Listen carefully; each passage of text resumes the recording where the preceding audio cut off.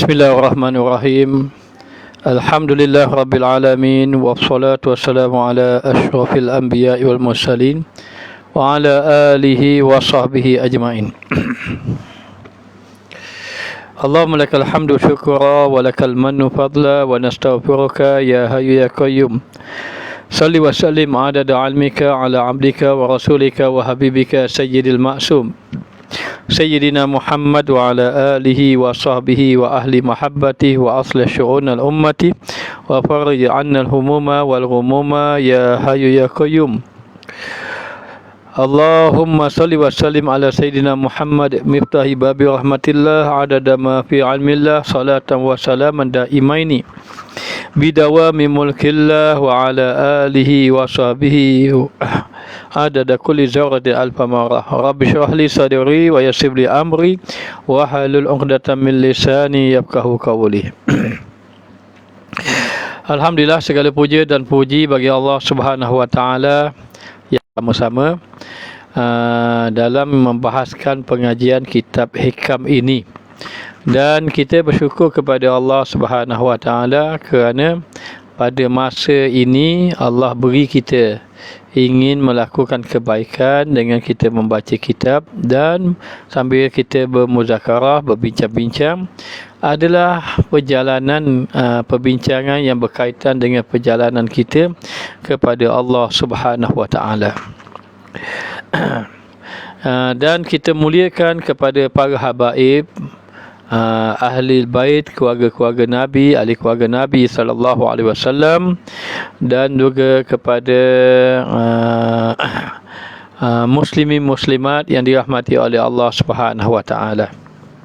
Jadi didoakan agar semua sihat, dan Ustaz alhamdulillah sihat. Allah Taala memberi lagi kesihatan, dan dengan kesihatan itulah kita dapat beribadah kepada Allah Subhanahu wa taala. Maka perbahasan kita pada malam ini, sebelum kita membahaskan mengenai pengajian kita ini, kita ingin memberitahu bahawa dalam kita melakukan ibadat kepada Allah, kita tidak boleh melihat amal itu. Yang kita melihat amal sehingga kita merasakan bahawa kita sudah soleh, kita sudah baik. Kerana orang yang memandang kepada amal merasa dirinya soleh, dirinya baik, maka sebenarnya dia duduk dalam keadaan tidak berjalan kepada Allah. Orang yang berjalan kepada Allah, Allah putuskan hatinya, tidak melihat kepada amal. Semakin dia beramal, semakin merasa tidak ada amal. Semakin dia beramal, merasa dia semakin banyak keaiban, banyak kecuaian, sehingga dia memperbaiki. Maka pada malam ini kita membahaskan mengenai satu sifat yang dipanggil sifat tamak. Maka tamak halaba ada satu musibah, ataupun tamak halaba adalah satu keaiban yang dia keaiban dalam ibadah kepada Allah Subhanahu wa taala. Maka tamak halaba ini manusia dikira orang yang duduk dalam tamak halaba, dia adalah orang yang berada di dalam kerugian. Dan orang yang tamak halaba juga dikira orang yang menentang Allah dan juga Rasul. Maka orang yang menentang Allah bermakna dikatakan bahawa dia tamak halaba itu disebabkan dia merasa tidak suka dengan pemberian Allah, dan dia ingin kalau boleh pemberian Allah kepada orang lain, ingin kepada dia. Maka itu sebenarnya ada sifat tamak halaba. Contohnya, kita melihat satu orang yang dermawan. Jadi bila kita melihat dermawan, orang yang dermawan, kita suka orang itu. Kita tengok orang itu sebenarnya buat kebaikan, tapi hati kita tidak suka. Kenapa kita tidak suka? Kerana kalau boleh kita nak, maknanya benda dermawan itu duduk pada kita. Maka begitulah dikatakan sebenarnya dalam hati dia ada satu sifat-sifat tamak. Apa dia? Dia nak pemberian Allah tu, dan dia merasa tidak cukup dengan pemberian Allah yang Allah beri kepada dia. Maka sifat tamak ini membawa kepada kehinaan. Allah Subhanahu wa taala berfirman, "Innal ladzina yuhadduna Allah wa rasulahu ulaika fil azallin." Sesungguhnya orang-orang yang menentang perintah Allah, menentang ketetapan Allah dan juga Rasul, maka termasuk dalam golongan yang hina di sisi Allah Subhanahu wa taala. Jadi pada malam ini kita membicarakan tentang sifat tamak. Sifat tamak, maka tamak ini ada dua. Satu tamak yang terpuji, satu tamak yang keji. Baik, kita tengok dulu sebelum kita membahas lebih panjang lagi tentang sifat tamak. Berkata Syekh Ibnu Athaillah As-Sakandari di dalam matan hikamnya, dan kita sampai pada muka surat 42. Pada muka surat 42 katanya Syekh Ibnu Athaillah, ma sabaqat ma basaqat aqsanu zulli illa an bazri tama'in. Maksud dia, ada setengah mengatakan basaqat, ada riwayat kata masabaqat, tiada terdahulu, ataupun basaqat. Maka dikatakan bahawa tiada panjang segala cawan ni cabang kehinaan itu melainkan daripada benih tamak. Okey. Pengarang kitab kita mengatakan bahawa tamak ini digambarkan seumpama benih. Maka bila tamak ada dalam hati, seolah benih itu ditanam dalam hati. Hati ini ulama tasawuf digambarkan sebagai tanah. Maka di dalam tanah kamu, yakni di dalam hati kamu, apabila ditanam benih tamak, maka mengeluarkan pokok. Pokok itu adalah pokok ketamakan, ataupun mengeluarkan pokok yang mempunyai dahan. Dahan itu dahan ketamakan. Maka dahan ketamakan itu adalah hasil daripada benih tamak yang ditanam di dalam hati. Itu gambaran, gambaran dia itu. Maka dikatakan bahawa tiadalah panjang cabangan tamak itu, tiadalah panjang segala cabangan kehinaan itu melainkan benih tamak. Oleh kerana itu, jangan kita ini menanam benih tamak di dalam hati. Maka sebagaimana yang kita beritahu, tamak ada dua. Satu tamak yang terpuji, satu tamak yang tercela. Tamak yang terpuji adalah tamak untuk mendapat kelebihan ataupun kebaikan di sisi Allah. Tamak yang tercela itu, yang terpuji itu adalah dia tamak untuk mendapat kebaikan ataupun kedudukan di sisi Allah. Maka kita perlu ada sifat tamak kepada Allah di atas kebaikan. Seperti tamak untuk mendapat keredaan Allah. Ini maka tamak yang dipuji. Kita tamak untuk dapat redha Allah, maka dengan sebab itu kita beribadat biar Allah redha pada kita. Tamak untuk mendapat kehambaan daripada Allah, supaya Allah mengiktiraf bahawa kita benar-benar hamba, maka kita tamak dengan dia, maka itu dibenarkan. Maka apabila orang itu tamak kepada Allah, ini tamak yang terpuji dulu kita bicara. Apabila dia tamak kepada Allah, maka Allah memberi kebaikan yang banyak kepada dia. Maka tamak kepada Allah untuk mendapat kebaikan, maka itu dibenarkan. Itu tamak yang terpuji. Maknanya, maka Allah berfirman di dalam Al-Quran, tatajafa junubuhum 'anil madaji'i yad'una rabbahum khaufan wa tama'a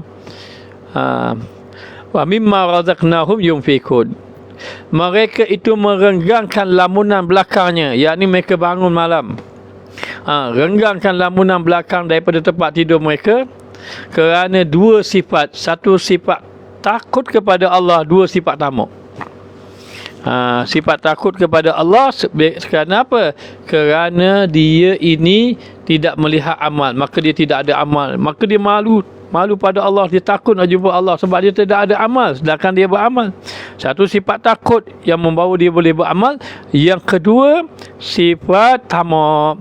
Jadi khaufan wa tama'an, mereka itu takut dan rasa tamak kepada Allah. Sebab rasa tamak inilah dia boleh beribadah pada Allah. Ini tamak yang dipuji. Dipuji. Maka katanya tamak untuk yang pertama yang dipuji, tamak untuk mendapat keredaan Allah dan Rasul. Maka tidak mengapa. Tamak untuk dapat keredaan Allah dan Rasul, maka itu dibenarkan. Yang kedua, tamak untuk mendapat kebaikan di sisi semua kebaikan di sisi guru dan juga ibu bapa, maka dibenarkan. Hanya kata Sayyidina Ali karramallahu wajhah mengatakan bahawa mencari perhatian yang dibenarkan ialah mencari perhatian guru. Kerana apa? Mencari perhatian guru ini dibenarkan, ataupun mencari tamak untuk mendapat perhatian ibu bapa kerana ia duduk di dalam keredaan Allah. Kerana maknanya guru membawa dia kepada Allah, yang guru yang bawa pada Allah, maka dia tamak supaya guru itu kasih pada dia, maka tidak ada masalah, kerana itu duduk dalam perintah Allah. Dia tamak kepada ibu bapa, yang ibu bapa dia kasih pada dia, maka itu tidak jadi masalah. Kata Sayyidina Ali, tamak kepada guru dibenarkan. Kerana apa? Kerana dikatakan bahawa bila dia tamak kepada Allah, Allah memberi kepada dia rahsia-rahsia Allah. Apabila dia tamak kepada guru, maka Allah memberi rahsia-rahsia ilmu kepada anak muridnya. Kerana ada setengah guru, dia tidak memberi rahsia-rahsia ilmu kecuali pada anak-anak muridnya yang tertentu. Ini guru yang macam mana? Bukan guru hak baju hijau ni, dok. Guru yang mursyid lah. Guru yang mursyid, guru yang dekat dengan Allah, guru yang saleh, yang taat kepada Allah Subhanahu wa taala. Jadi dikatakan bahawa ini tamak yang dipuji. Tetapi perbahasan kita pada malam ini dikatakan bahawa menanam benih tamak itu menimbulkan padahan kehinaan, itu tamak yang keji, yang dikeji oleh Allah. Maka dikatakan di sini, barang siapa sabit dan tiada jadi tamak itu melainkan daripada waham. Tamak itu datang daripada waham. Apa makna waham? Waham ini ialah keraguan. Tamak itu datang daripada sifat keraguan. Dia ada 4 tentang pegangan kita. Yang pertama, yakin. Pegangan yang benar 100% itu dipanggil yakin. Yang kedua, dia panggil syak. Pegangan itu sebahagiannya 50% yang dipegang dia benar, 50% lagi tidak benar. Jadi dia 50% itu yang dia pegang, 50% lagi keraguan, maka itu panggil syak. Yang ketiga, yang pertama yakin, yang kedua syak, yang ketiga dia panggil zon. Zon ini yang dipegang itu banyak benda yang benar, tetapi keraguan ada sedikit keraguan, itu dipanggil zon. Kalaulah keraguan tu banyak, sedikit saja pegangan dia yang benar itu, ragu banyak, maka ragu banyak dipanggil waham. Maka waham ini adalah keraguan. Maka sifat tamak itu timbul daripada keraguan.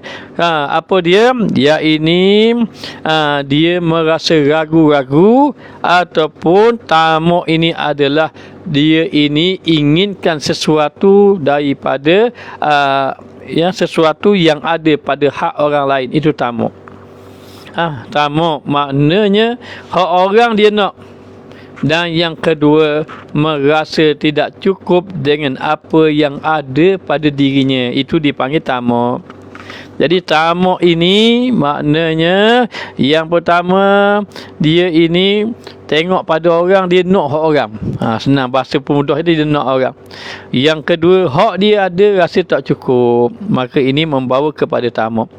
Maka tamak ini juga dikatakan bahawa satu sifat yang cela yang mesti kita menjauhinya.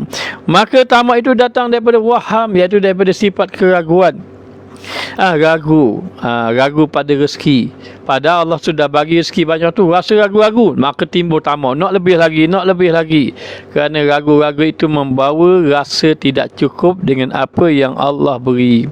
Nabi SAW sudah memberitahu kepada kita, manusia ini kalau diberi 2 lembah emas, dia tidak cukup, nak 3 lembah emas. Maka begitulah gambarannya. Manusia ini kalau sudah diberi harta yang banyak, tak cukup, nak banyak lagi, maka inginlah dia membanyak-banyak. Alhaakumut takasur hatta zurtumul maqabir. Binasa orang yang membanyak-banyakkan. Kerana dia merasa tidak cukup dengan apa yang ada. Maka barang siapa sabit tamaknya, barang siapa yang tamaknya itu ada pada dirinya, maka maka layaklah kehinaan. Bila dia sudah kena sifat tamak, maka layaklah dia itu akan kehinaannya.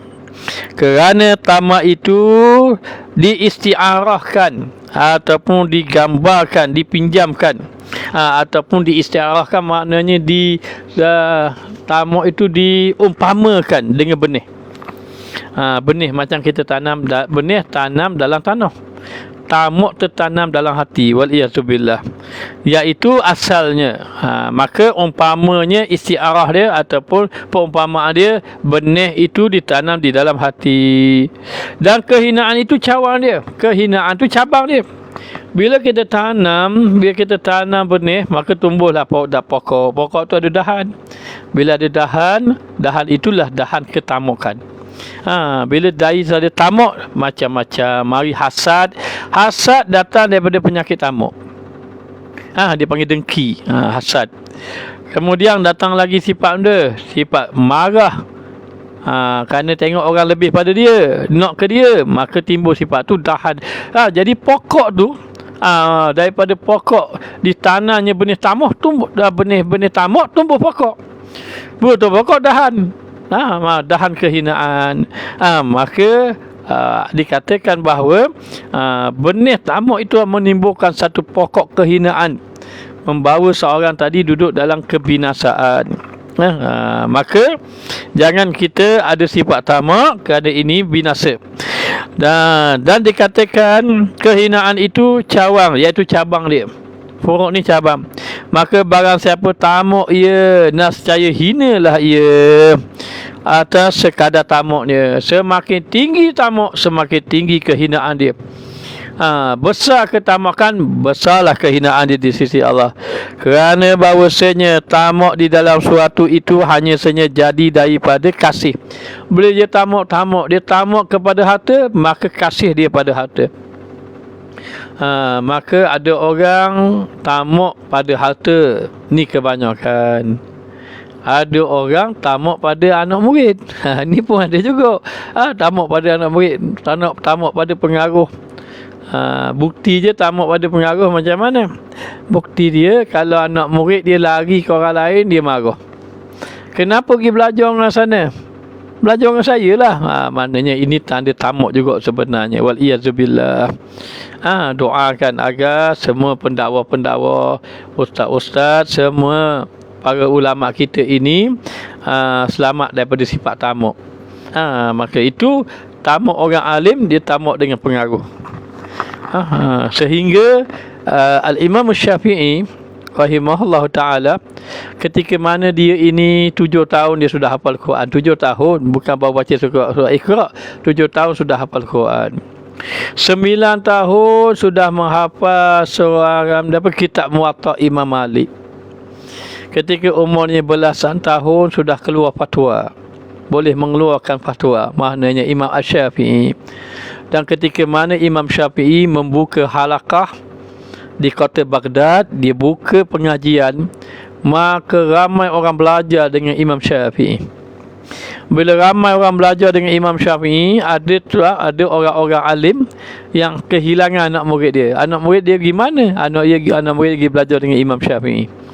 Bila anak murid dia pergi belajar dengan Imam Syafi'i, maka tok guru marah, orang-orang alim di zaman Imam Syafi'i ni, orang alim. Maka dia dengki kepada Imam Syafi'i. Bila dengki, maka difitnahnya Imam Syafi'i dengan pelbagai fitnah. Ini berlaku di zaman Imam Asy-Syafi'i. Kerana hilang anak murid. Maka itu dikira tamak dengan anak murid. Ada tamak dengan harta. Tamak dengan harta, ini binasa. Tamak dengan pangkat. Dia sudah ada jawatan yang dia ada pun dia tak mampu nak pikul. Berebut lagi. Maknanya berat jawatan ni, berat nak jadi. Ni contoh saja, tak kata siapa-siapa. Contohnya berebut nak jadi wakil ayat. Contoh saja ni, jangan marah. Berebut wakil ayat, maka jadilah dia wakil ayat. Bila jadi wakil ayat, dalam dia jadi jawatan ini contoh saja ni, dia jadi saja, dia pun tak mampu nak tunaikan tanggungjawab bagi rakyat. Berebut pula nak menteri. Maka ini dia panggil tamak pada jawatan, ataupun tamak kepada pangkat dan seumpamanya tamak. Tamak ini sebenarnya membawa kehinaan di sisi Allah. Kehinaan di sisi Allah Ta'ala. Jadi ingat, nak tamak, biarlah tamak kita pada Allah yang membawa keredaan Allah Subhanahu Wa Ta'ala. Maka membawa kepada kasih kepada apa yang dia tamak tadi. Jadi dikatakan bahawa dia akan dapat kehinaan mengikut kadar tamak dia. Tinggi tamak dia, tinggilah hina dia. Besar tamak dia, besarlah hina di sisi Allah. Wal-iyazubillah, maknanya. Kemudian dikatakan lagi, kerana bahawasanya tamak yang satu itu hanya saja jadi ia daripada kasih. Dia tamak kepada jawatan, kasih pada jawatan. Tamak pada harta, kasih pada harta. Dan barang siapa kasih akan sesuatu, bila dia kasih akan sesuatu, maka jadilah dia hamba kepada sesuatu. Jadi dia hamba kepada sesuatu yang ia kasih. Kita nak kasih, jangan kita jadi hamba. Kita kasih pada harta, jangan jadikan hamba pada harta. Allah Ta'ala kata kepada Nabi Musa AS, wahai Musa, aku telah bersumpah kepada dunia, wahai dunia, hendaklah engkau menjadi hamba kepada orang yang menghambakan diri kepada aku. Menghambakan diri kepada Allah. Siapa yang menghambakan diri kepada Allah, dunia jadi hamba dia. Tetapi sesiapa yang menghambakan diri pada dunia, maka dia menjadi hamba dunia, bukan jadi hamba kepada Allah. Wal-iyazubillah. Maka dikatakan bahawa dia jadi hamba, maka hinalah ia, hinalah baginya dengan sekadar kasih dalamnya. Kuat tinggi kasih dia, maka hinalah dia. Wal-iyazubillah. Maka ini tanda-tanda tamak. Apa dia tanda-tanda tamak? Maknanya yang pertama, tanda-tanda tamak adalah, kata ulama, suka meminta-minta kepada orang lain sedangkan yang dia ada sudah cukup. Yang dia ada tu sudah cukup, lalu diminta-minta, suka meminta-minta. Dan meminta-minta ini ada dua, satu terpuji, satu tercela. Meminta yang terpuji adalah meminta untuk kepentingan orang ramai. Itu tidak jadi masalah. Tidak jadi masalah. Hanya ada orang maknanya dia memilih untuk meminta-minta untuk kebaikan. Ada orang tidak. Kalau ustaz membina madrasah, ustaz tidak suka minta-minta. Maknanya. Tapi kita kabarlah ke orang-orang yang ada kewangan, siapa nak bantu, begitu saja. Kalau pergi ke masjid-masjid, saya ada madrasah, siapa nak bantu madrasah saya nak buat. Biasanya kita tak buat begitu.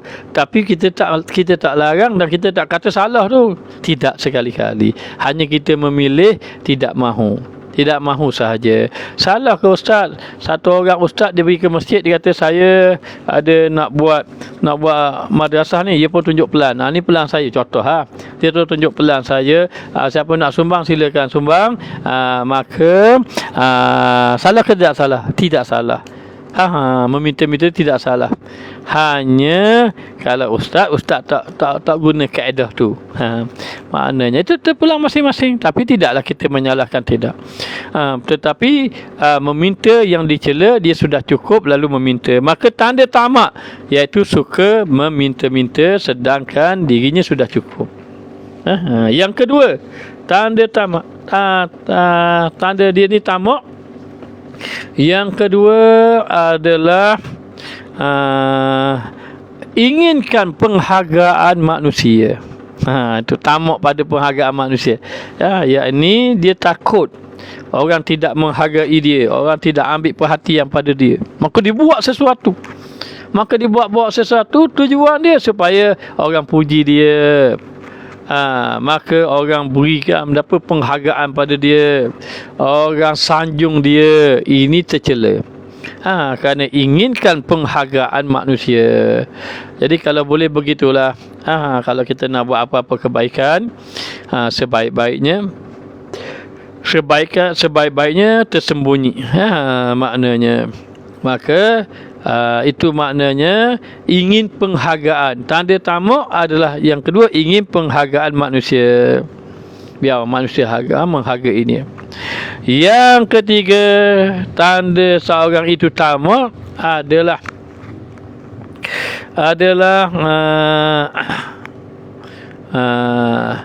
maknanya ingin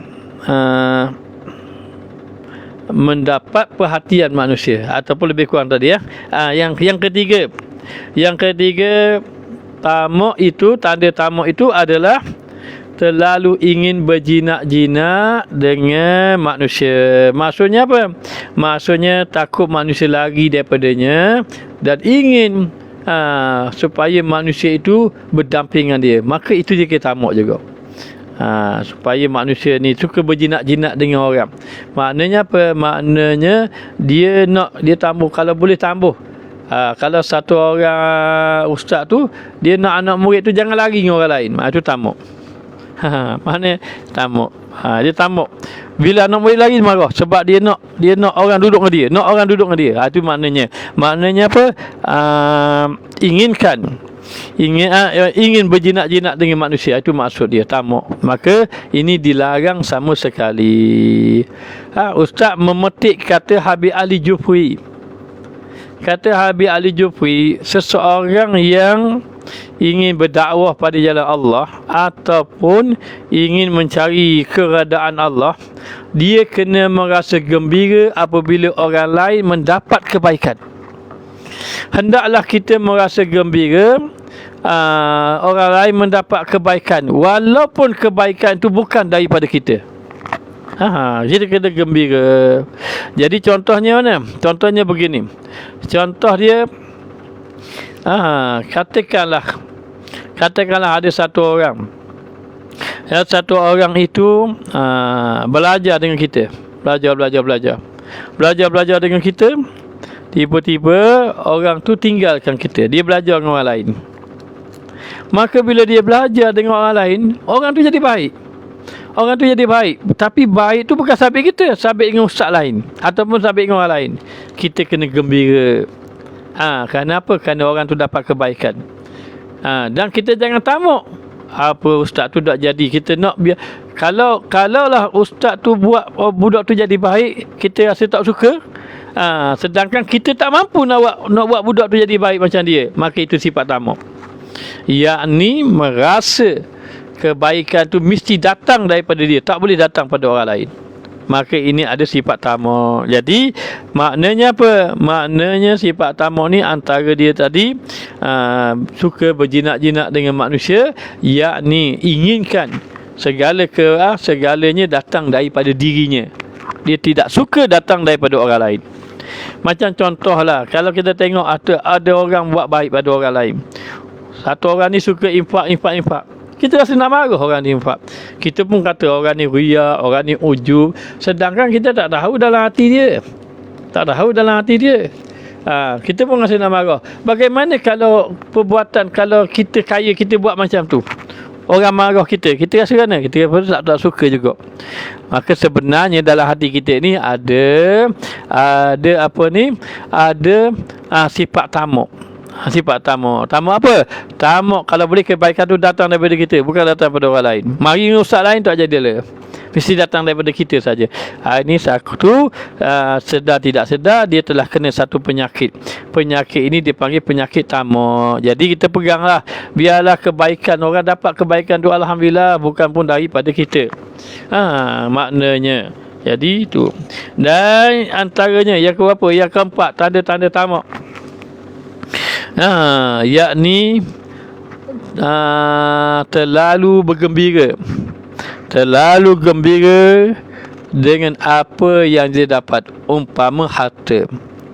Bersangatan kasih dengan harta. Terlalu gembira pada harta yang bersangatan. Bersangatan gembira, maka ini membawa kepada tamak. Gembira dapat rezeki tak ada masalah, tapi bersangatan, bila dah itu mahu membawa pada tamak. Akhirnya dikatakan bahawa apabila sahaja orang itu tamak, contohnya harta, maka dia dapat kehinaan kerana habis masanya dengan harta. Patutnya habis masa dengan ibadat, tapi habis masa dengan harta. Ada satu orang ustaz, dia cerita, kita dengar kuliah beliau ini, dia cerita, kita tidak tahulah, ustaz pun tidak tahu bahawa cerita ni memang benar berlaku ke, ataupun dia bawa cerita tu sebagai nak ambil iktibar. Dia kata ada satu orang hamba Allah, hidup dia miskin, dia jaga solat semayang, tiba-tiba dia dapat rezeki, dapat kedai, dia pun buka kedai. Bila dia buka kedai, maju kedai dia, tapi dia sudah mula meninggalkan sembahyang berjemaah. Masjid pun dia tinggal. Sepanjang dia tinggal tu, sembahyang jemaah, majlis ilmu tinggal, perniagaan maju, semakin maju.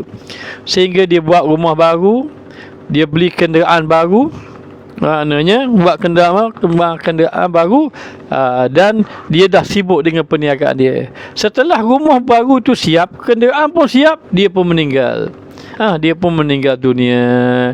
Akhirnya apa penat lelah yang dia kerja selama ini, rumah kenderaan dapat dipakai oleh orang lain.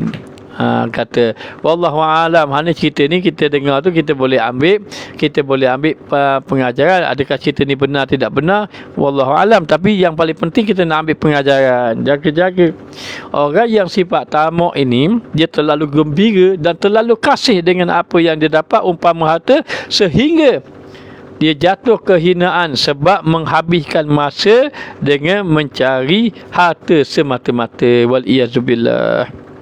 Maknanya, katanya Ibnu Abbas Al-Musi,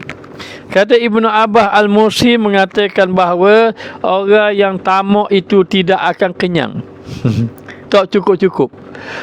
Orang yang tamak itu tidak akan kenyang, maknanya tak akan penuh kehendak dia. Tidak akan penuh kehendak dia. Maknanya, tidakkah kamu lihat, kata Ibnu Abbas Musi, tidakkah kamu lihat pada perkataan tamak itu semua hurufnya yang berlubang? Huruf ta ada lubang tengah, huruf mim ada lubang tengah, huruf ain ada lubang tengah.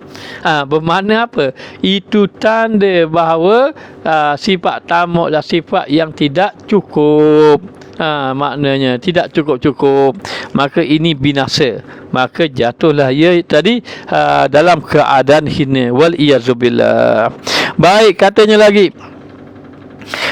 lagi dikatakan bahawa dan adalah tamak itu lawannya bagi hakikat iman. Lawan pada tamak itu adalah iman, yakin, yang dikehendaki wujud kemuliaan dan mulia sifat mukmin.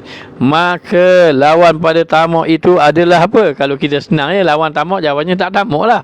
Lawan tamak itu bermakna seseorang itu dia yakin dengan janji Allah. Yakin dengan janji Allah. Maka tamak ini, ingat, tamak ini adalah sifat yang tercela. Siapa yang berjaya menghilangkan sifat tamak sehingga yakin kepada Allah Ta'ala, maka sesungguhnya itulah yang sebenarnya orang yang mendapat kemuliaan. Sebab itu di dalam Al-Quran Allah Ta'ala berfirman, yaquluna la irja'na ilal madinati la yukhrijanna al-a'azzu minhal azan walillahi wali rasulihi walil mu'minin walakinnal munafiqina la ya'lamun. Mereka berkata, kalaulah kita balik ke kota Madinah, nanti dia kata kita balik atau kita tak pergi berperang, kita balik, nascaya kita orang yang mulia akan menghalau orang yang hina. Maka orang munafik kata dia menyangka dia mulia, dia akan menghalau orang yang hina. Orang hina yang dimasukkan Rasulullah sallallahu alaihi wasallam dan para sahabat. Lalu Allah mengatakan walillahil izzati wali rasulihi, kemuliaan duduk pada Allah, kemuliaan duduk pada Rasulullah. Dan juga kepada orang yang beriman, walakinnal munafiqina la ya'lamun, akan tetapi orang munafik tidak mengetahui. Maka dikatakan bahawa orang-orang munafik ni dia sifat tamak. Kenapa tamak? Dia nak kalau boleh pengaruh Rasulullah duduk dengan dia, kalau boleh jawatan memimpin Madinah duduk dengan dia. Maka dia tamak kepada pengaruh, dia tamak pada pangkat, dia tamak pada harta. Maka Allah menggambarkan sifat-sifat munafik yang mempunyai sifat tamak kepada Nabi Muhammad sallallahu alaihi wasallam. Lalu Allah mengatakan siapa yang mulia, siapa yang hina. Yang mulia itu walillahil izzah, sesungguhnya Allah itu yang maha mulia. Wali rasulihi, dan bagi Rasul itu Allah beri kemuliaan. Walil mu'minin, bagi orang yang beriman itu mendapat kemuliaan. Lawan kepada iman itu adalah tamak, maka sifat tamak itu mendapat kehinaan. Maka jauhkan kita daripada sifat tamak. Maknanya, maka oleh kerana itu dikatakan kepada kita, kerana sesungguhnya tamak itu membawa kepada kebinasaan. Oleh itu hati-hati kita akan sifat tamak. Lepas pada ni jangan tamak-tamak lah, maknanya kita tengok tak apa. Biar kata guru kita, ada salah seorang guru kita, dia kata biarlah kita tengok yang hebat itu duduk pada orang lain. Bagus dia bagus, dia lebih bagus pada kita. Dia ini alim dia lebih pada kita. Dia ini pengaruh ramai, dia lebih pada kita. Letakkan lebih pada kita tu orang lain, bukan kita. Jangan meletakkan kita. Kalau kita meletakkan pada kita, kitalah lebih, jadi semua nak kita belaka. Itu dia kata, kamu telah terkena sifat tamak. Jaga-jaga sifat tamak ini halus. Dalam hati kita tak sedar sudah tertanam benih tamak. Bila ada benih tamak, tanpa kita sedar, duduk di dalam kehinaan pada Allah Ta'ala, wal-iyazubillah. Maka tersebut di dalam kitab Tanwir, bahawasanya tamak itu lawannya warak. Sifat tamak lawan di warak sebenarnya, dan sifat warak ini menandakan orang itu ada iman. Apa makna warak? Warak ini adalah dia ini meninggalkan benda yang haram, benda yang syubhah. Dia tinggalkan, dalam waktu yang sama dia merasa cukup dengan apa yang ada. Maka dan dikata lawannya warak yang khas, iaitu kepada mereka yang mengesahkan yakin. Kerana orang yang warak ini menandakan dia yakin dan menyempurnakan takluk kepada Tuhan, dan dia kira sempurna pergantungan dia dengan Allah Ta'ala. Maknanya ini tanda orang yang warak ni, maknanya dia dah sempurna dia punya keyakinan dia. Maka ada warak yang khas, ada warak yang am. Dan tiadalah syak bahawasanya warak yang zahir itu bagi segala orang am. Orang awam ini itu warak yang zahir. Apa warak yang zahir? Warak ni ada dua, satu yang khas, satu yang am. Warak yang khas, yang zahir ini, yang khas, yang am ini, apa dia? Ialah meninggalkan segala perkara yang syubhah. Perkara-perkara yang syubhah ditinggalkan. Itu maknanya orang yang warak. Yang haram tu tinggal, memanglah tinggal. Benda yang syubhah, yang tidak pasti. Maknanya kalau orang tanya saja, jangan marah ni, orang tanya saja, Ustaz macam mana ini vaksin ni boleh ke tidak boleh? Begini. Tengok dalam hadis kata dak mayaribuka illa mayaribuka. Kamu yakin ke tak yakin? Saya tak apa yakin. Tak yakin tak payah. Saya yakin okey. Okey, ambil, tak ada masalah. Atas masing-masing je. Masing-masing, tak perlu bergaduh. Hanya hadis kata apa? Kalau kamu rasa ragu, dak ma yaribuka ila ma la yaribuka. Kalau kamu rasa ragu, kamu tinggal, ambil yang tidak ragu. Tak perlu bergaduh maknanya. Begitu. Kalau meragukan, tak payah ambil. Ragu, kalau yakin boleh ambil. Maka orang yang warak ini, bila datang keraguan syubhah, dia tinggalkan ni. Oh, Masya Allah. Ustaz nak cerita kisah wanita di zaman Imam Ahmad Ibn Hanbal. Ada beberapa riwayat. Tapi tak apalah. Satu orang wanita ini, dia ini duk kait duk pintar benang. Tiba-tiba api padam. Pelita padam. Bila pelita padam, ada mengatakan dia pergi tumpang cahaya bulan. Dia pun selesaikan apa dia ni, pekerjaan dia. Ada mengatakan dia tumpang cahaya kemah orang. Dia pun selesaikan. Kalau zaman kita kok tengah-tengah buat kerja, tiba-tiba api padam blackout, pergi dekat apa ni, lampu jalan contohnya. Jadi dia pun buat kerja, siap, esokkan dia pun hantarlah baju yang dia buat tadi, ataupun benang yang dia pintar tadi, dia pun dapat duit. Bila dapat duit, dia terfikir, halal ke haram ni? Sebab aku ini meminta benang menggunakan cahaya bulan, apa tu, cahaya kemah. Sudah pasti aku punya pekerjaan tidak sempurna dengan kemarin yang guna lampu pelita. Akhirnya apa? Dia tak ambil duit tadi, dia tinggalkan. Dia takut jatuh pada haram. Begitu gambaran dia. Maka syubhah, meninggalkan perkara syubhah. Mana-mana yang meninggalkan perkara syubhah, rala perkara syubhah, tinggalkan lebih baik. Maka orang yang warak ini dikatakan bahawa orang yang tidak membuang, tidak tamak, orang yang menjaga agama. Maka itu warak yang meninggalkan perkara yang syubhah. Dan hanya saja lawan warak itu, warak yang khas itu, iaitu warak yang khas pula macam mana?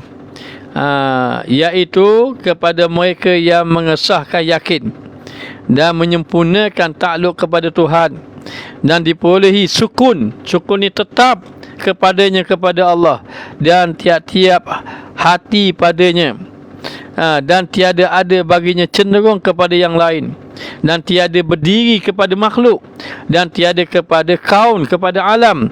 Maka inilah warak yang lawannya tamak, yang membinasakan. Jadi warak yang khas ini, dia hanya takluk hatinya kepada Allah, dan dia tidak tergantung langsung dengan makhluk.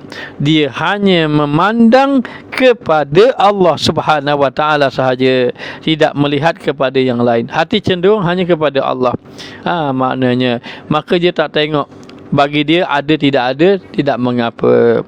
Ini orang yang beriman, diberi nikmat, dia tidak terlalu gembira.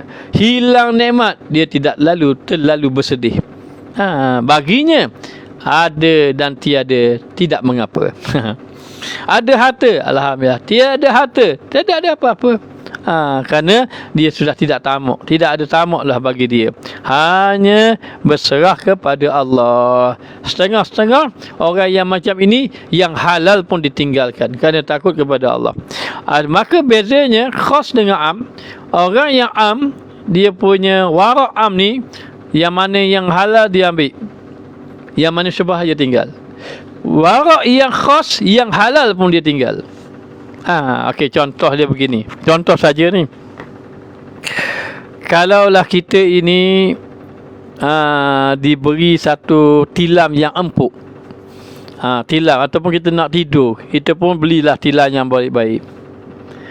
Kita pun beli. Salah ke tak salah? Halal, tidak ada masalah. Tidak ada masalah. Tapi ada orang yang satu lagi tilam pun tak nak beli, tak nak duduk atas tilam. Kenapa? Dia kata, aku bimbang kalau aku tilam ni tidur sedap-sedap, nanti aku bimbang takut apa ni, tak boleh nak bangun malam.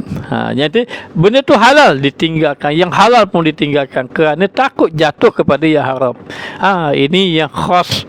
Orang yang am, yang halal dia ambil, setelah jatuh haram baru dia tinggal.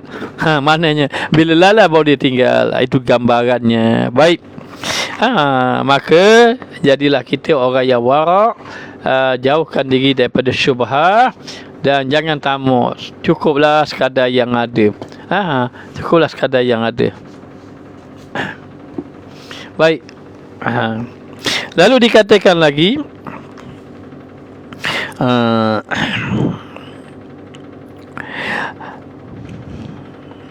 dan dikatakan bahawa Dan dengan dialah membaiki tiap-tiap amal dan juga hal. Dengan sifat warak lah yang membaiki tiap-tiap amal. Diceritakan bahawa satu hari Imam Sayyidina Ali karamallahu wajhah. Jadi Imam Sayyidina Ali ni dia pergi ke kota Basrah, dan dia tengok orang mengajar. Bila dia tengok orang mengajar, maka minta maaf ada gangguan sikit.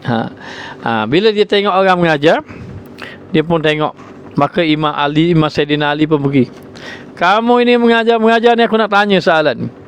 Kalau kamu boleh jawab, kamu boleh mengajar. Tak boleh jawab, kamu tak boleh mengajar. Maka Imam Sayyidina Ali ni dia pergi ke kota Basrah, dia tengok orang mengajar, dia tanya 2 soalan. Dan kebanyakan ulama-ulama orang alim tak boleh jawab. Maka yang mana tak boleh jawab, Sayyidina Ali tak boleh mengajar. Tak boleh mengajar kamu. Maknanya kerana kamu tak boleh memberi nasihat pada orang. Begitu maknanya. Orang dulu pun begitu. Nak mengajar, nak buka pondok, menanya bukan main buka-buka gitu saja. Orang bagi tanah, orang pun telefon, bawa balik Mesir, bawa balik Yaman, bawa Mesir. Saya nak bagi tanah lah ke ustaz. Baiklah bagi tanah. Buka pondok selalu. Orang learning, orang dulu tidak. Orang dulu minta izin. Dapat izin daripada guru. Jadi untuk pengetahuan, pembacaan kitab hikam pun kita dapat izin sebenarnya daripada guru untuk membacanya. Dulu ada ketika mana guru kita suruh baca kitab hikam, maka ustaz tolak, tak nak baca kitab hikam, tak mampu, takut nak baca kitab hikam ini. Tapi guru kita suruh baca juga. Tak apalah, dia kata kalau tak baca nanti payah orang lain nak baca, maka dia suruh juga baca. Maka baca. Setelah kita pembaca, diberi satu amalan. Dapat tok guru kita yang kita menadah kitab hikam yang dahulu pun dia tanya, kamu baca kitab hikam ni? Baca kitab hikam. Maknanya akhirnya dia bagi amalan. Jadi pengajian kitab hikam ini kita mendapat izin sebenarnya daripada guru. Dan bila membuka pondok pun alhamdulillah tuan guru kita izinkan, walaupun kalau ikut hakalnya, ikut zahirnya tak layak pun nak baca kitab hikam, tak layak, buka pondok pun tidak layak. Baik, kembali kepada kisah Sayyidina Ali. Maka dalam keadaan Sayyidina Ali ni, tengok Sayyidina Ali tanya 2 soalan. Kebanyakan orang tak boleh jawab. Bagi tak boleh jawab, semua Sayyidina Ali tak benarkan mengajar. Nak dapat tauliah. Nak dapat tauliah. Jadi dikatakan bahawa maknanya lalulah dalam keadaan macam itu, Sayyidina Ali nampak ada satu orang anak muda mengajar, namanya Hasan al-Basri. Lalulah bila dia mengajar anak muda Hasan al-Basri, dia mengajar. Lalu dalam keadaan macam itu, dia mengajar. Sayyidina Ali kata, hai anak muda, kamu berani-berani mengajar, dia kata. Mu nak tengok orang yang lebih tua daripada kamu. Mu tidak tengok ke orang yang lebih tua daripada kamu. Kalau kamu nak mengajar, maka aku nak tanya kamu 2 soalan. Seandainya kamu dapat menjawab 2 soalan ni, maka kamu boleh mengajar. Lalu bila Imam Hasan al-Basri tengok Sayyidina Ali kata macam tu, kata Imam Hasan al-Basri, kata baiklah, apakah silakanlah tuan nak tanya kepada saya, apa soalan yang kamu nak. Katanya, aku nak tanya kamu satu soalan. Nak tanya soalan, kalau kamu boleh jawab, maknanya kalau kamu boleh jawab, maka kamu boleh mengajar. Kalau tidak boleh jawab, tak boleh mengajar. Tidak boleh mengajar. Ada sangkut-sangkut ke?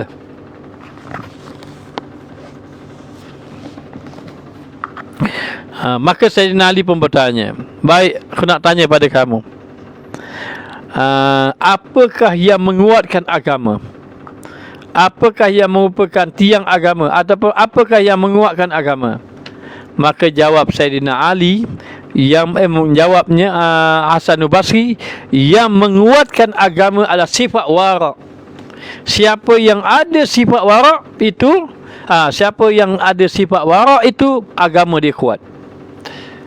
Siapa yang ada sifat warak.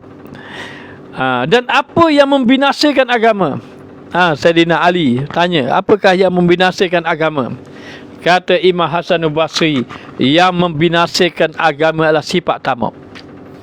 Bila mendengar jawapan daripada itu, kata Sayyidina Ali, wahai anak muda, kalau begitu kamu teruskan mengajar, kerana kamu adalah orang yang boleh memberi nasihat kepada orang lain. Kamu adalah orang yang boleh memberi nasihat kepada orang lain. Oleh kerana jawapan kamu ini benar, tepat, benarlah, yang membawa binasa agama Tamuk, dan juga yang membinasakan agama sifat Tamuk, dan yang menjaga menguatkan agama adalah sifat wara'. Tamuk lah, kalau orang bawa agama, dia tamuk kepada pengaruh, agama punah. Kalau dia mengajar agama, dia bawa agama, dia tamuk kepada pujian, maka rosak agama.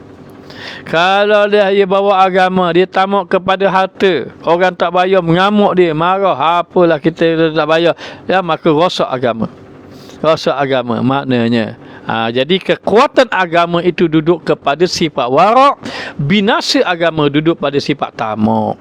Kita doalah semua kepada ulama-ulama kita agar dikurniakan sifat wara' dan juga dijauhkan daripada sifat tamuk. Baik, kita teruskan lagi.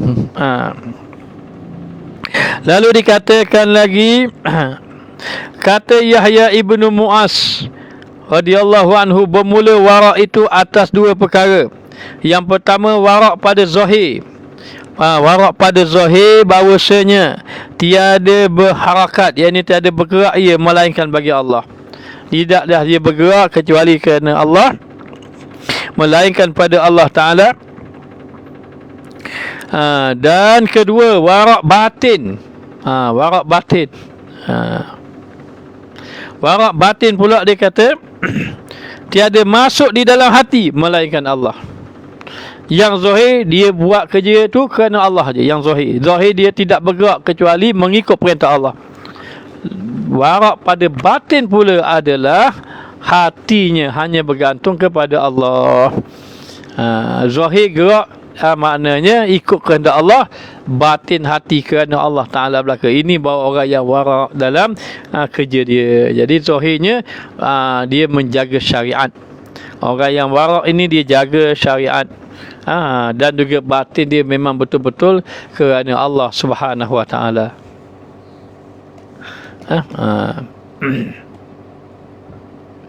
Baik. Kemudian dikatakan lagi,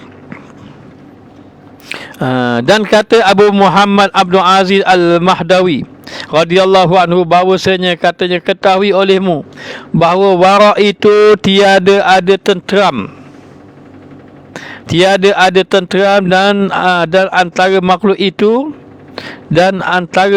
itu apa ni, nisbah di dalam mengambil ataupun memberi ataupun menerima ataupun menolak, dan adalah mendahulukan bagi Allah Ta'ala, iaitu mendatangkan kepadanya suci daripada sekalian sesuatu, dan ilmu dan juga amal. Maka maknanya dikatakan bahawa orang yang sifat wara' ini dia tidak bergantung kepada makhluk. Dia tenteram dengan Allah. Dia yakin dengan rezeki Allah, dia tenteram dengan rezeki Allah. Dia pula maknanya tidak bergantung kepada, dia tidak susah dengan apa yang ada pada makhluk. Sama ada dari segi amal dia ke apa pun, dia tak tamuk. Maknanya dia sudah, orang yang wara' ini dia tidak mau pergantungan dengan makhluk, hanya dengan Allah. Maka di sini nak bagi obat daripada penyakit tamuk ini adalah, ingat, kita nak dapatkan wara' ini, selagi mana ada tamuk, wara' tidak ada dalam hati. Maka antara dia ini, kita kena bagi antara obat kepada sifat tamuk itu adalah, yang pertama, jangan merasa tidak cukup dengan apa yang Allah beri. Rasa cukup dengan Allah beri tadi supaya hilanglah sifat tamuk kamu. Yang kedua, hendaklah kamu yakin dengan apa yang telah ditetapkan oleh Allah. Maka kita kena yakin apa-apa yang Allah Ta'ala tetapkan kepada kita. tentang rezeki. Sebab tu orang tanya Al-Imam Hasan Basri, apakah yang menyebabkan kamu kuat beribadah? Kata Imam Hasan Basri, aku ini yakin kepada Allah beberapa perkara. Yang pertama, aku yakin dengan rezeki Allah. Jadi aku tidak sibuk dengan rezeki Allah dalam nak beribadat. Kerana ada di antara manusia yang dia ini terganggu melakukan amal ibadat kerana sibuk memikirkan tentang rezeki. Maka yang pertama, aku tidak sibuk memikirkan tentang rezeki sebab aku yakin dengan Allah. Yang kedua, aku yakin akan berlaku kematian. Maka dengan sebab itu aku beramal. Yang ketiga, aku tahu amalan aku ini tidak boleh orang lain buat untuk aku. Aku kena buat sendiri. Maka dengan sebab itu aku beramal tidak bergantung kepada orang lain. Ini Al-Imam Hasan Basri. Maka dikatakan bahawa sifat tamak tadi, ingat, nak buang sifat tamak, yang pertama yakin dengan rezeki Allah, yakin dengan apa yang dijanjikan oleh Allah. Yang kedua, merasa cukup dengan apa yang Allah beri. Dan yang ketiga, merasa dirinya sentiasa dekat dengan kematian, merasa dirinya umurnya tidak panjang.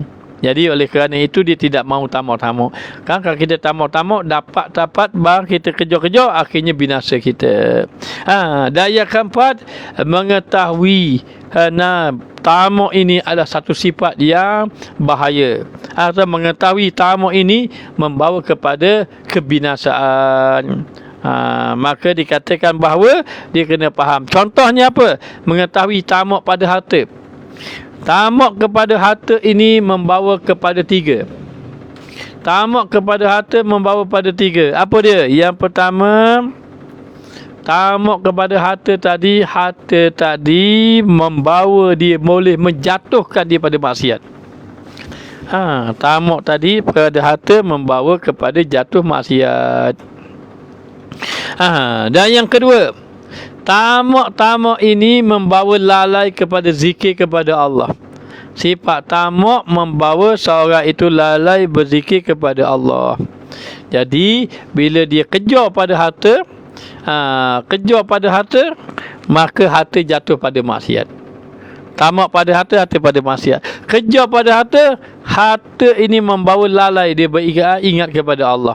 Itu yang kedua. Yang ketiga, tamak kepada harta membawa kepada panjang hisap di negeri akhirat.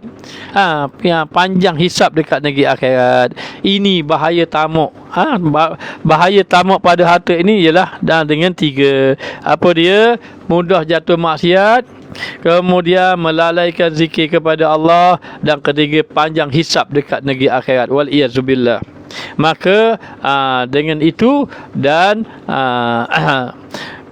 ganti kepada seorang itu sembuh daripada penyakit tamak dengan diberinya sifat wara'. Maknanya. Baik. Lalu dikatakan lagi,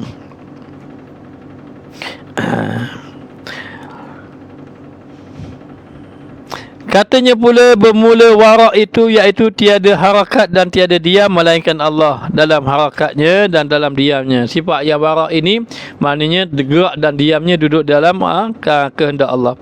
Maka apabila melihat ia akan Allah Ta'ala, maka hilanglah harakat dan diamnya dan kekallah dia serta Allah. Apabila sudah dia duduk dalam apa yang Allah Ta'ala tetapkan dia, sama gerak sama diam, sama ada Allah beri rezeki pada dia, tetap duduk dalam kehendak Allah Ta'ala, maka dia akan duduk bersama dengan Allah.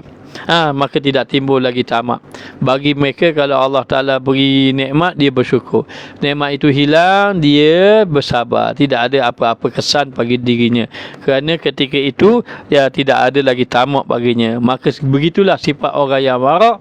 Apabila sudah hilang sifat-sifat tamak, maka timbullah sifat wara'. Sifat wara' ini, dia merasa tidak akan terkesan dengan selain pada Allah.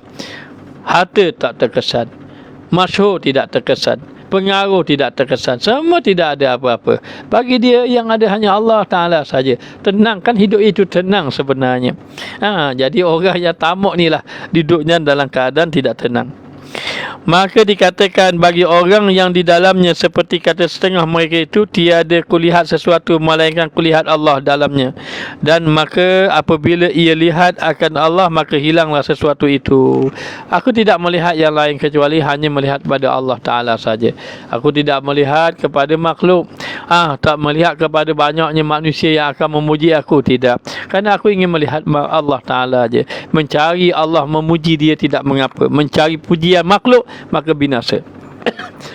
Begitu juga mencari harta. Mencari harta itu membawa kepada kebinasaan. Tamak kepada harta, binasa. Tamak kepada mencari redha Allah Ta'ala, itulah membawa kepada keuntungan.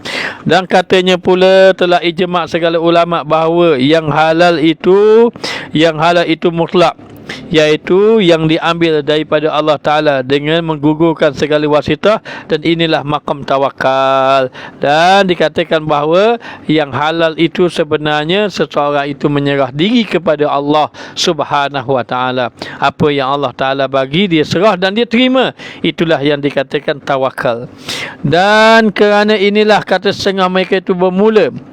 Halal itu iaitu yang tiada melupakan Allah Ta'ala. Jadi orang yang tamak, orang yang wara, hilang sifat tamak ni, dia mengambil yang halal, tetapi tidak melupakan dia kepada Allah. Kerana sifat tamak membawa dia lupa kepada Allah.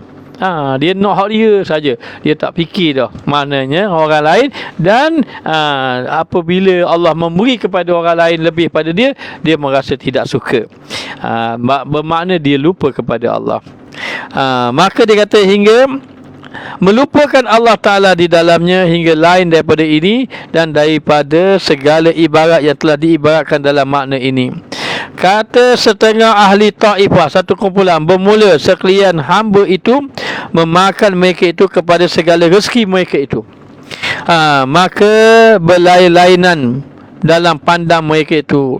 Maka setengah daripada mereka itu yang memakan rezeki itu dengan kehinaan, dan setengah daripada mereka itu memakan rezeki dengan meminta-minta, dan setengah daripada mereka itu memakan rezeki dengan mulia, tiada dengan hina, dan tiada dengan meminta-minta. Jadi ada orang dia itu ambil rezeki Allah. Orang yang mengambil rezeki Allah Ta'ala itu ada dalam keadaan kehinaan. Ada yang orang mengambil rezeki Allah dalam kemuliaan. Kata ulama, Allah memberi rezeki kepada hambanya itu adalah supaya hambanya itu beribadah kepada Allah. Jangan sampai rezeki itu melalaikan dia beribadat kepada Allah. Sesiapa yang rezekinya menyebabkan dia lalai kepada Allah, dia duduk dalam hina. Bermakna dia ada sifat tamak. Sesiapa yang dia mencari rezeki sampai dia lalai kepada Allah, maka dia hina. Tetapi sesiapa yang mengambil rezeki Allah, dia mengambil rezeki Allah dalam keadaan tidak lalai dia kepada Allah, dia orang mulia. Dialah orang yang mulia. Maka demikianlah orang yang mengambil rezeki Allah, dia itu dalam keadaan membawa kepada kehinaan, maka bermakna dia duduk dalam keadaan dia ada penyakit tamak dan duduk dalam kehinaan pada Allah. Waliyazubillah. Para jamaah sekalian, begini, kalau kita nak bekerja, kita nak cari harta, itu tidak salah mencari harta, tetapi yang salahnya harta yang kita cari itu membawa kita lalai kepada Allah Subhanahu Wa Ta'ala. Adapun yang memakan rezeki dengan kehinaan itu, iaitu dengan meminta. Meminta-minta dan memandang ia kepada yang ada di tangan makhluk. Antaranya sifat tamak, ia suka minta-minta dan juga terlalu berhajat dengan apa yang ada di tangan orang.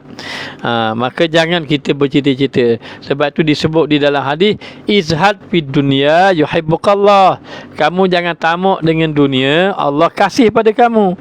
Izhad fi aidin nas, kamu jangan tamak, zuhudlah kamu dengan apa yang ada di tangan manusia, manusia akan kasih kepada kamu. Begitulah dalam perjalanan kita kepada Allah Subhanahu Wa Ta'ala. Dan ada pun Dan kata Sahal bin Abdullah radhiyallahu anhu, tiada serta iman itu asbab, hanya senya asbab itu di dalam Islam. Dan kata Syekh Abu Talib radhiyallahu anhu adalah maknanya itu tiada di dalam hakikat iman dan melihat asbab dan sukun kepadanya, dan hanya senya melihat asbab dan tamak pada makhluk itu didapati dalam maqam Islam. Jadi dikatakan bahawa seseorang tadi apabila sahaja dia mendapat rezeki daripada Allah Subhanahu Wa Taala, ada orang yang melihat kepada asbab. Sabit aku dapat rezeki ni sebab aku bekerja ini makan Islam. Ada orang yang tidak melihat kepada asbab, ini maka iman. Jadi kadang-kadang satu orang yang melihat rezeki, dia melihat kepada asbab. Saya dapat rezekinya sebab begini, ini maknanya makam yang makam Islam. Tapi ada orang yang tidak melihat kepada asbab, melihat kepada Allah, ini maka iman. Ini berkaitan dengan pegangan dalam hati. Jadi jangan tamaklah kita apa-apa yang Allah Ta'ala beri kepada kita. Hendaklah kita bersyukur kepada Allah Ta'ala, dan pastikan apa-apa yang kita dapat itu membawa kepada kita ini ingat kepada Allah. Mana-mana yang Allah beri kepada kita lalu kita lalai kepada Allah, itu menandakan kita akan mendapat kehinaan. Oleh itu jangan tanam benih tamak dalam hati, kerana tanam benih tamak dalam hati membawa kepada kehinaan. Panjang lagi perbahasan sikit, minggu malam besok ada sambung lagi tentang tamak. Jadi sekadar ini sajalah untuk malam ini. Moga-moga Allah Ta'ala beri kebaikan kepada kita. Moga-moga Allah Ta'ala jadikan kita di kalangan hamba Allah yang soleh. Jadi Ustaz nak respon satu soalan. Siang tadi ada orang bagi soalan. Dia kata, Ustaz, apakah tip-tip? Dia kata, saya bercita-cita nak jadi baik, sampai sekarang lagi saya sering jatuh kepada kelalaian. Jadi apakah tip-tip ataupun pandangan yang Ustaz boleh bagi supaya kita ini macam mana nak keluar daripada kelalaian? Kalau ikut pada soalan itu, Ustaz bukan orang yang layak menjawabnya. Kerana Ustaz pun masih lagi jatuh dalam kelalaian. Tapi kita sama-sama berbincang macam mana. Yang pertama, supaya kita ini maknanya nak tidak berterusan dalam kelalaian. Yang pertama, teruskan berdoa tanpa berputus asa.